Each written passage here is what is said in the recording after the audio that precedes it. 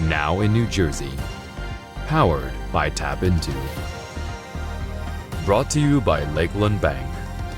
And by Bag Up NJ, a public awareness campaign of the New Jersey Clean Communities Council. Thanks for joining us on this Friday, June 17th. I'm Kristina Behr. A community comes together to support a family who lost two loved ones to drowning. Two brothers drowned this week at Sunset Lake in Mine Hill on Tuesday evening. TAPinto Roxbury reports an online fundraiser has been established to cover the costs associated with returning their bodies to Guatemala for burial. The GoFundMe site was set up by a Randolph resident who was a friend and restaurant co-worker of the victims. Woodridge High School holds a military commitment ceremony for seniors. It was to honor their commitment to branches of the United States military after graduation. TAPinto Hasbrook Heights Woodridge Teterboro says 6 students have committed to various branches of the military. The assistant principal said it's the biggest military class that they've had in recent history. A nationwide book donation program helps Patterson. The Links Incorporated has been on a mission to collect and donate at least 7,500 new or gently used reading and math books for pre-K to 3rd graders nationwide. TAPinto Patterson reports that one of its newest chapters, Passaic County, donated more than 200 books to the Bergen County Community Action Partnership's East Side Head Start. Up next, New Jersey scores a huge goal for the 2026 World Cup.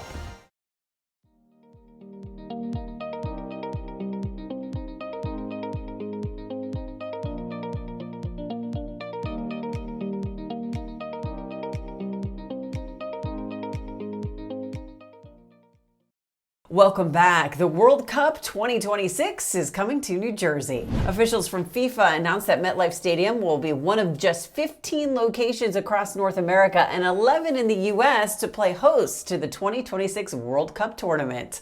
TAPinto Jersey City publisher Steve Lennox was at a watch party with Governor Murphy when the announcement was made. The kids were certainly the best part of the party. I mean, they were from New York, they were from New Jersey. In particular, in the pictures, you see the Massapequa Soccer Club, and you see the Hoboken Soccer Club. And Governor Murphy talked about this. You know, when the World Cup came to New Jersey in 1994, it created this resurgence, this new popularity in this game that's, you know, it's played across the globe. So it only makes sense that it be played and played well here in New Jersey. And of course, you see it in places like the Ironbound, and you go into Patterson, you see some great soccer there. But to see these kids from all over the region and they stood there and they were just, you know, holding their breath, hands crossed, you know, please come to us. And the pure joy when New Jersey was announced was just, it was fun. It was fun to watch. And they're the ones that'll benefit the most, Kristina. Just as the one young man who I talked to, Andrea, talked about, he's going to get to see, you know, he hopes Messi will be in his backyard and Mbappe and Cristiano Ronaldo. And he says backyard, you know, in a larger sort of way, but just so excited. And it's going to be a great time and a great couple years leading up to it. Yeah, I mean, they're calling this New York, New Jersey, but it's really, New Jersey's going to probably reap the most benefits from this, right? Absolutely. You know, and I guess that's probably a marketing trick to call New York. And our teams are, of course, the New York Giants and New York Jets. And sure, that causes some consternation among some. And even looking at Facebook posts and comments, people are a bit upset that New York is in it. But listen, New York is, you know, it's the grandest city in the world. And as they said, the city that never sleeps. So if New York's name needs to be mentioned there and we reap the benefits and we have the games right here in East Rutherford, our readers know the game is coming to New Jersey. And that's what we're going to focus on.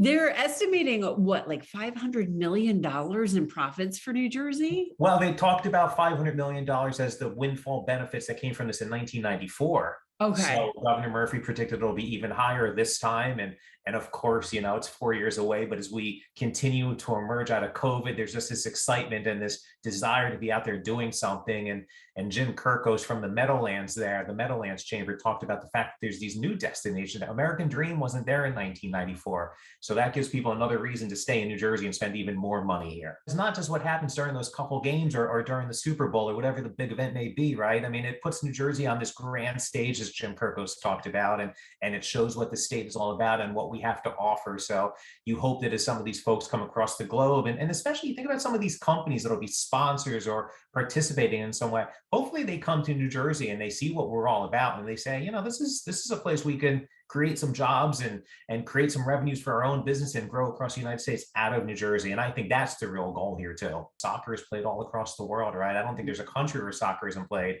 and you look at the diversity of our state, and again, let's bring New York into it, but you think about the diversity. I mean, it makes sense that the world's most popular game, the most diverse sport, is going to be played right here in the most diverse part of the country. So I'm excited for Kristina. You know, it's summer 2026 is a long way away, but I think we'll all be there with our banners going and go Team USA.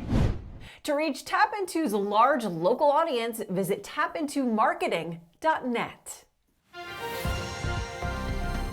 Thank you for joining us. This has been Now in New Jersey, powered by TAPinto, brought to you by Lakeland Bank and Bag Up NJ, a public awareness campaign of the New Jersey Clean Communities Council.